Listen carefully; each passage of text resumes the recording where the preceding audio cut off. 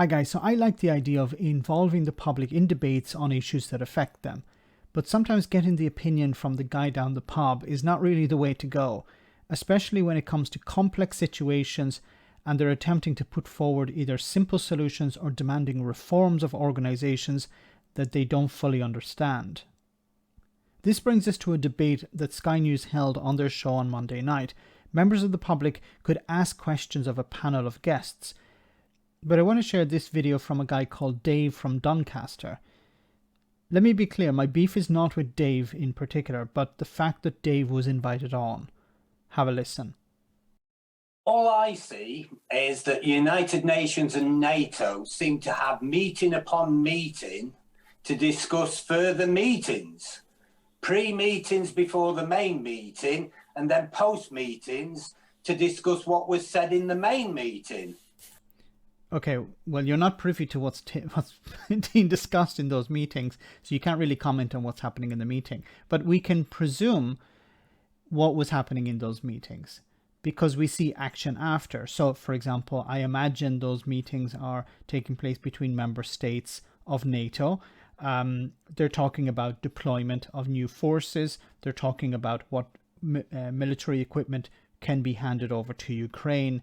They're talking about securing the border with Russia. For example, many of these states that are part of NATO are on the front line, not in this war, but they are bordering Russia and they're in a very dangerous situation. They need to be reinforced. So these meetings are about a number of things. Once again, I'm not privy to these meetings, but I can only imagine what's happening.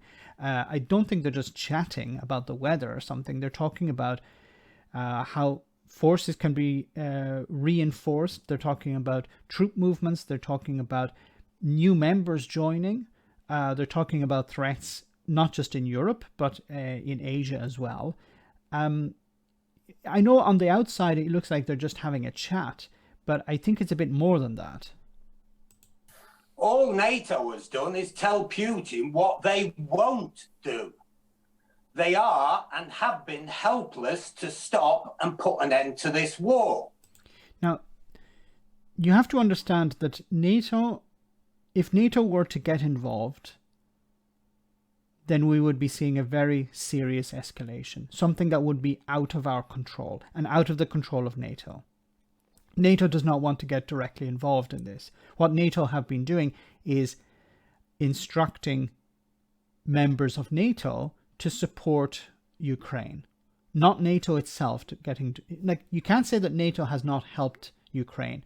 It can't get directly involved because if it does, for example, and we've covered this before when it came to, and once again, I'm not an expert on this, okay? So I shouldn't really even be commenting on this, but I'm just responding to Dave here.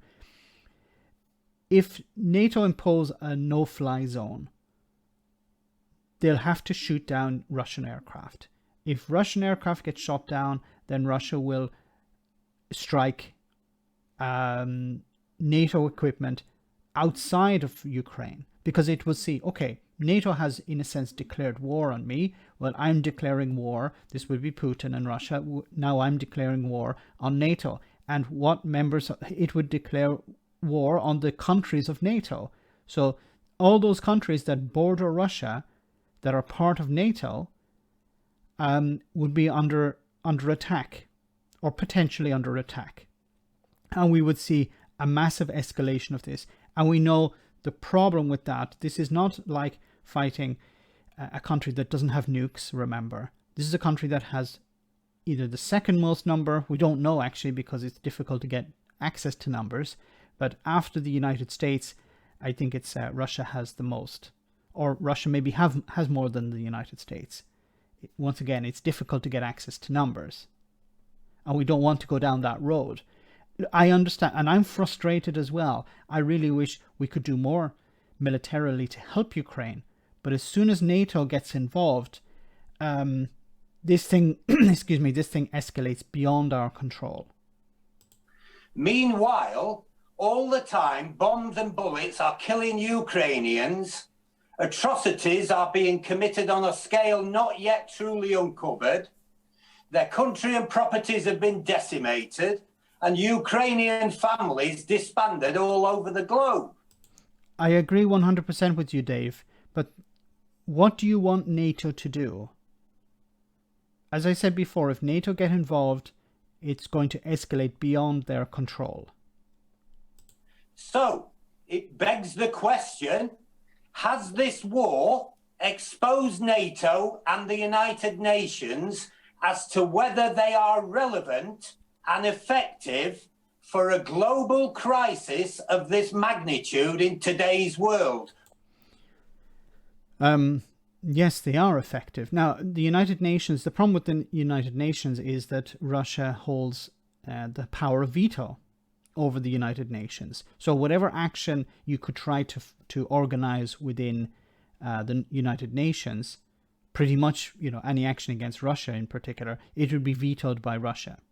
So the United Nations is pretty much a non-starter. You would need to have both sides agree to allow the United Nations to get involved. But Russia's not going to do this at this stage. So that's a non-starter. And as I said before, NATO have been providing military equipment via their member states to Ukraine. The UK has supplied equipment. Germany has supplied equipment. Poland has supplied equipment. France has supplied equipment. And other member states, Slovakia and others, have supplied equipment to Ukraine. Once again, we have to try. I understand this frustration, and I share the frustration that NATO don't get directly involved. But we have to understand why they're not getting involved. And it's not because of meetings or something like that. Or do they vastly need big reform? NATO doesn't need reform. I don't know what, because they're not getting involved in Ukraine, that's why NATO needs reform. But then who would reform it?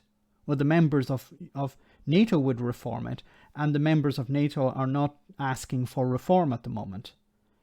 When it comes to the United Nations, who would reform the United Nations? The United Nations has, of course, on numerous occasions been demonstrated to be toothless when it comes to dealing with crises like this.